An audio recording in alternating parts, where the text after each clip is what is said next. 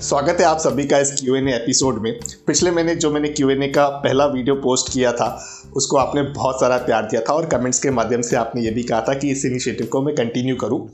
उसी फीडबैक को मद्देनज़र रखते हुए मैं ये दूसरा एपिसोड आपके लिए लेके आ रहा हूं अक्टूबर महीने का, जहां पर मैं पिक करूंगा कुछ क्वेश्चंस जो कमेंट्स के माध्यम से आप पूछते हो और अपने ओपिनियन और लिमिटेड नॉलेज के अनुसार मैं उसे रिप्लाई करने की कोशिश करूंगा ताकि आपको एक अच्छा इन्वेस्टमेंट डिसीजन लेने में हेल्प मिल सके, एक अच्छा इनपुट मिल सके। तो आइए मिलकर सीखते हैं। पहला कमेंट पिक कर लेते हैं जो पूछा है नोमैडिक नेचर ने। इनका सवाल है कोल इंडिया के ऊपर। 700 शेयर है इनके पास 146 के भाव पर। ये पूछ रहे हैं कि प्राइस 146 से ऊपर जाएगा 1 जून 2021 तक की नहीं।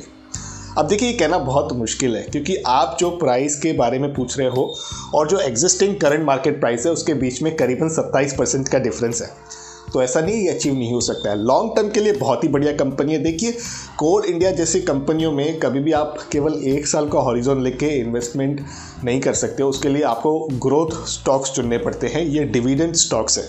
ये लॉन्ग टर्म के लिए इंसान कोई भी अपने पोर्टफोलियो में रखता है ताकि डिविडेंड के रूप में उसे एक रेगुलर इनकम आती रहे। अब क्योंकि आपका टाइम हॉरिजॉन काफ़ी छोटा है, छोटे टाइम हॉरिजॉन के लिए हमेशा आपको टारगेट के साथ साथ स्टॉप लॉस रखने की अप्रोच पर काम करना होता है।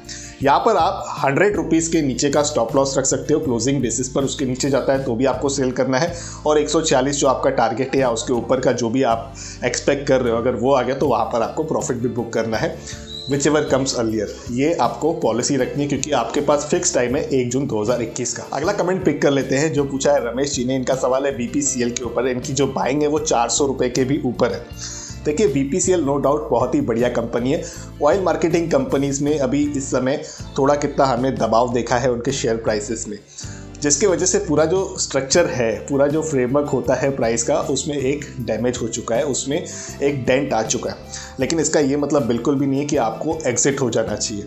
मेरे हिसाब से बहुत बढ़िया कंपनी है। 4% से ज़्यादा का डिविडेंड यील्ड रखती है और यहाँ पर अगर आप देखो तो कहीं ना कहीं जो ये प्राइसेस हैं ये रीबाउंड होने की पूरी एक ताकत रखते हैं। तो यहाँ पर आपको पेशेंस रखने हैं। चीज़ आपने अच्छी ली है, अब आपको टाइट इसको पकड़ के बैठना है और जो भी आपका प्राइस टारगेट है जैसे ही वो मीट हो जाता है वहाँ पर आपको प्रॉफिट भी बुक करना है। बढ़ते हैं अगले कमेंट की तरफ जो पूछा है सैयद ज़मीर जी ने। इन्होंने 9,39,000 रुपये इन्वेस्ट किए हुए हैं। 45 कंपनियों के शेयर इन्होंने बाय किए हुए हैं। 6 जून 2020 में इन्होंने अपनी इन्वेस्टमेंट शुरू की थी। यहाँ पर इनके पास मार्केट का जो नॉलेज है वो काफ़ी लिमिटेड था, ऐसा ये बता रहे हैं। और यहाँ पर इन्हें प्रॉफिट भी हुआ था 1,11,000 रुपये का। लेकिन 2 वीक पहले जो मार्केट में एक माइनर सी करेक्शन आई उसमें इनका प्रॉफिट रह गया 81,000 रुपीज़ का, यानी कि 81,000 रुपये का। तो ये समझना चाहते हैं कि प्रॉफिट कैसे बुक करें।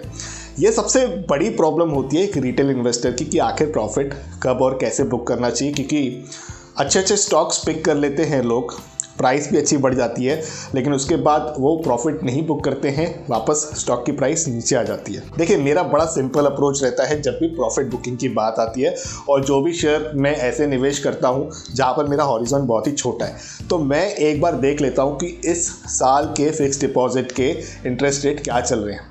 अब मान लीजिए अगर फिक्स डिपॉजिट के 1 साल के टर्म डिपॉजिट का जो रेट है वो 5% का है, तो उसका डबल मुझे जैसे ही मिलता है स्टॉक में 1 साल के अंदर, चाहे वो 1 महीने में हो सकता है, 15 दिन में हो सकता है, 3 महीने में हो सकता है, मैं वहाँ पर 10% जो प्रॉफिट मुझे मिला है वो बुक कर लेता हूँ। उस अमाउंट को अलग से मैं प्रोविज़न बना के ही रखता हूँ, यानी कि वो अमाउंट दोबारा जब भी मेरे पोर्टफोलियो में मुझे अपॉर्चुनिटी दिखती है, थोड़ा कितना डाउनफॉल आता है, तो उसे मैं दोबारा इन्वेस्ट कर देता हूँ। उसी तरह की साइकिल में रिपीट करता रहता हूँ। 10% मेरा पोर्टफोलियो ऊपर जाता है तो उसमें से 10% में प्रॉफिट बुक करके रखता हूँ। 10% नीचे जाता है तो उसमें मैं 10% एडिशनल जो अमाउंट है वो इन्वेस्ट कर देता हूँ। अब इस तरीके से मैं प्रॉफिट बुकिंग की जो ये पूरी प्रक्रिया है उसे करता रहता हूँ। ये अपना अपना नज़रिया है और अलग अलग स्टॉक्स होते हैं हमारे पास, अलग अलग उनका हमारे पास विजन होता है जिसके हिसाब से हमें प्रॉफिट बुकिंग एक्सरसाइज करनी चाहिए। लेकिन एक चीज़ मैं आपके साथ ज़रूर शेयर करना चाहूँगा, जब भी आप स्टॉक बाय करते हो उस बाय करने के समय ही आप अपना जो टारगेट है, अपना जो थीम है उसे सेट कर दें कि इसमें मैं SIP बेस्ड इन्वेस्टमेंट करूँगा और SWP बेस्ड मैं विड्रॉल भी करूँगा। या इस स्टॉक में मैं 10 साल बिल्कुल भी नहीं देखूंगा, बस अब इसे बाय कर दूंगा लमसम पैसा डालकर और सीधा 10 साल के बाद देखूंगा। जो अप्रोच मुझे इतनी पसंद नहीं आती है, लेकिन यह अप्रोच भी काम करती है मार्केट के अंदर। हर इंसान का एक अलग स्वभाव होता है, उसके हिसाब से उसे कामकाज करना चाहिए। तो मैंने आपके साथ मेरी अपनी अप्रोच शेयर कर दी है प्रॉफिट बुकिंग की, आप चाहें तो उसकी प्रैक्टिस भी कर सकते हैं। बढ़ते हैं अगले कमेंट की तरफ, जो पूछा है हमसे पटेल जी ने। ये कह रहे हैं सर मैं बिल्कुल बिगिनर हूँ, तो मैं जानना चाहता हूँ कि अगर मेरे पास 50 या 75 क्वांटिटी के शेयर हैं किसी कंपनी के, तो क्या कंपनी डिविडेंड देती है। देखिए, कंपनी अगर डिविडेंड घोषित करती है यानी कि डिस्ट्रीब्यूट करती है तो ज़रूर आपको देगी, चाहे आपके पास एक शेयर क्यों ना हो। ऐसा कोई रूल नहीं कि 50 या 75 शेयर पे आपको नहीं मिलेगा। आप बिगिनर है, आपके सवाल की मैं पूरी रेस्पेक्ट करता हूँ, लेकिन आपको यहाँ पर निश्चित रहना चाहिए। अगर आपने एक डिविडेंड पेइंग कंपनी में इन्वेस्ट किया हुआ है तो जब भी वो कंपनी डिविडेंड डिक्लेयर करती है तो आपको ज़रूर मिलेंगे। जितने भी आपके पास शेयर होंगे उसके अनुसार आपको डिविडेंड मिल जाएगा। बढ़ते हैं अगले कमेंट की तरफ, जो पूछा है संदीप जी ने। ये पूछ रहे हैं Dipin ji, one thing I want to know, should one buy on dips and sell on high value stock और hold it for long period of time to generate better returns? Thanks.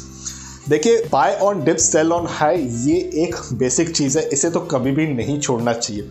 लोग अक्सर जब हाई होता है तब मार्केट में घुसते हैं और जब लो हो जाता है डर के निकल जाते हैं। तो ये बेसिक फंडामेंटल अप्रोच है, इसे कभी भी नहीं छोड़ना चाहिए, इसको बिल्कुल कंटिन्यू करना चाहिए। अब इसी के साथ आपका जो एडजेसेंट क्वेश्चन है कि वैल्यू स्टॉक में लॉन्ग टर्म के लिए होल्ड किया जाए, देखिए इस अप्रोच में भी कोई प्रॉब्लम नहीं है। मुझे ये अप्रोच थोड़ी सी एवरेज लगती है।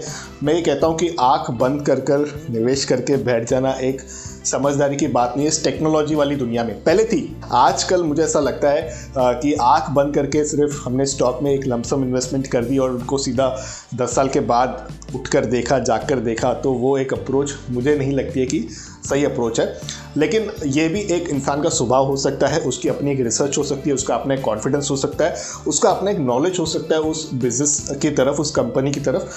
तो डेफिनेटली मैं इसके अगेंस्ट नहीं हूँ, लेकिन मैं जो अप्रोच फॉलो करता हूँ आपके वो पहले वाले पार्ट की करता हूँ, buy on dips and sell on high. ये मैं अक्सर अप्रोच फॉलो करता रहता हूँ और इसके ज़रिए आपकी जो वेल्थ बनती है वो भले ही लिमिटेड बनती है, लेकिन यहाँ पर आपको कंसिस्टेंट प्रॉफिट्स मिलते हैं और जब आप प्रॉफिट बुक करते हो तब आपको एक्चुअली में रियल मज़ा आता है आपके इन्वेस्टमेंट्स के पूरी इस एक्सरसाइज के अंदर। अगला कमेंट पिक कर लेते हैं, जो पूछा है विनोद जी ने। एक ही घर में 3 डीमेट अकाउंट खुलवाने से टैक्स से बच सकते हैं क्या सर? बिल्कुल बच सकते हैं। देखिए, यहाँ पर आप टैक्स डिवाइड कर सकते हो। अगर आपके फैमिली में और भी अर्निंग मेंबर्स हैं तो उनके नाम पर अकाउंट ओपन करा के आप जो लॉन्ग टर्म कैपिटल गेन होता है, जिसका एक अपर लिमिट 1 लाख रुपए का होता है, वो आप बचा सकते हो। तो मान लीजिए अगर आपने अपने नाम पर अकाउंट खोला हुआ है और आपको long term capital gain 2 lakh रुपए का हो गया, तो 1 लाख रुपए तक तो आपको छूट है, लेकिन दूसरे 1 लाख रुपए पर आपको टैक्स लगेगी। यहीं पर अगर आपके 2 अकाउंट और आपने इन्वेस्टमेंट्स डिवाइड कर दिए हैं और 1 लाख आपके अकाउंट में प्रॉफिट हुआ और 1 लाख आपके फैमिली मेम्बर के अकाउंट पे प्रॉफिट हुआ है, तो वहाँ पर आपकी टैक्स ज़रूर बचेगी। यहाँ पर आप पूरा 1 लाख का बेनिफिट उठाते हो टैक्सेबल इनकम के प्रोस्पेक्ट से। टैक्स 1 लाख रुपया नहीं बचेगी, टैक्स 1 लाख रुपए पर बचेगी। तो ये अप्रोच भी आप उठा सकते हो।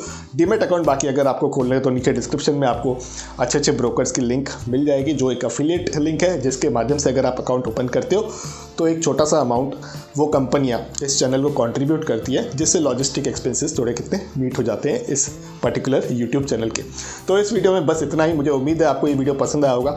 आपके जो भी सुझाव हैं, आपके जो भी फीडबैक्स हैं, नीचे कमेंट्स के माध्यम से ज़रूर लिखिए। वीडियो अगर आपको पसंद आया तो लाइक ज़रूर कीजिएगा। इसी तरह के फाइनेंशियल टॉपिक्स मैं अपने इस यूट्यूब चैनल पर लाता रहता हूँ, तो आप चैनल को सब्सक्राइब करके ज़रूर रखिएगा, ताकि हम और आप मिल सके एक और इंटरेस्टिंग टॉपिक के साथ किसी और दूसरे वीडियो में। तब तक अपने हेल्थ का और अपने वेल्थ का ज़रूर अच्छे से ख्याल रखिएगा।